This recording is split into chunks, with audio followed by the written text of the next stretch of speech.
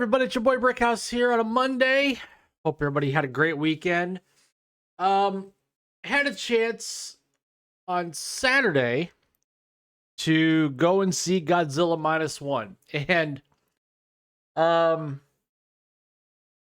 tell you what, this movie crushes just about anything that's been released this year to date. And I know we're at the end of the year, but outside of Oppenheimer, it's the best movie I've seen this year. I mean, Oppenheimer's in the class of itself. And sarcastically, if you've seen Oppenheimer, you know how it ends.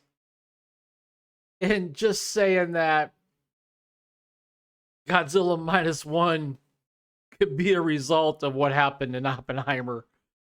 But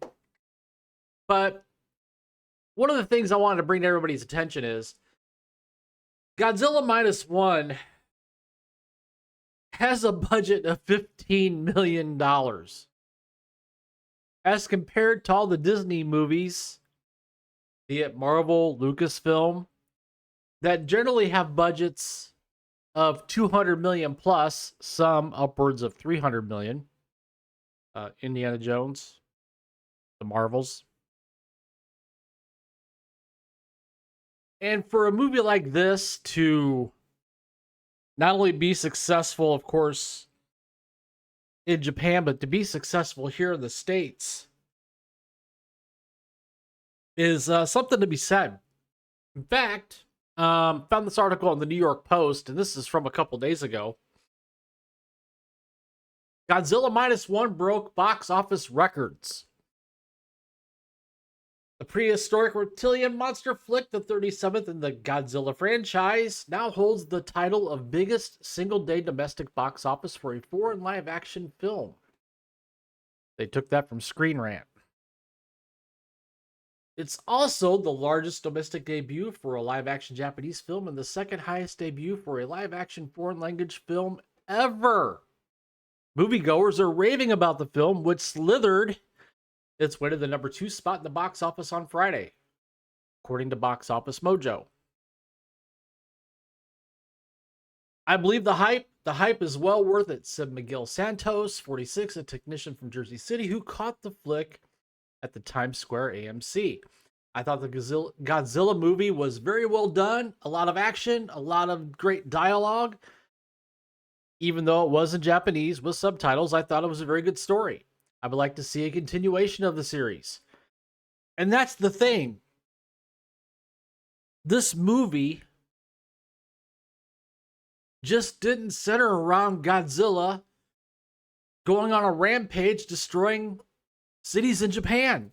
This movie centered around a story about a kamikaze pilot toward the end of World War II who, for one reason or another, as he said in the movie, got, for lack of a better term, chickened out and landed on a small air base. And that's where he had his first encounter with Godzilla. And then the story picks up after the war. And not to spoil it too much, but it's kind of a love story when you think about it. Felix Rodriguez, 17, a student who lives in the Bronx, saw it at AMC Theater on West 34th Street on Saturday and agreed it was worth the watch. It is genuinely amazing, consider it a 10 out of 10. It was a really good movie, he told the Post of the sci-fi horror film, which is set in post-World War II Japan. They went about it in a new format that you don't typically see in a monster flick, he continued. They really made you bond with the characters of this movie. Something that some of these other studios, Disney, have lost touch with. And that is telling a character-driven story that gets you emotionally invested in the characters. They really let you watch them grow and progress and deal with the issues of what really happens in wartime and dealing with losing people around you. He also appreciated that Godzilla was introduced to his audience. They made it seem like it was a creature that was stalking you. You had to watch out. You had to be on the lookout for it. He said they made it seem like a horror monster movie, which was really cool to watch. I'm not going to get into all these reviews here because that's what they're mostly doing in this is just asking people what they thought of the movie. I can tell you what I thought of the movie. Again, I thought the movie was excellent. I thought it was an excellent story. I thought it was excellently done. And there's a reason why people are flocking to see this movie. In fact, just looking at the numbers here, this movie's done 48 million worldwide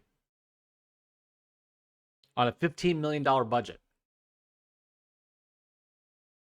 Now, I'm no rocket scientist, but at 2.5 times 15 million,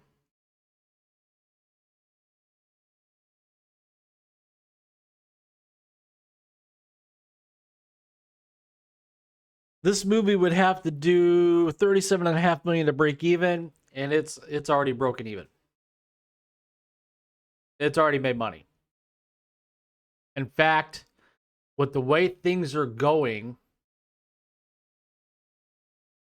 at the box office, there's a pretty good chance this movie's going to make more money than, say, Guardians 3, dare I say. I mean, Guardians 3 made money for Marvel, for Disney Marvel, but it didn't make as much money as people thought it did. It barely squeaked by. And Godzilla also goes to show that you don't have to spend $200 million to make a good movie, or in this case, an excellent movie. So I would encourage you all, if you have the opportunity, go see Godzilla -1. And comment down below, share your thoughts. Have you seen it? What'd you think of it? Are you planning on seeing it? Because it looks like it's going to be around at least for another couple weeks in theaters. And while you're at it, folks, please take the time to smash that like button, subscribe to the channel, hit that notification bell so you don't miss a video.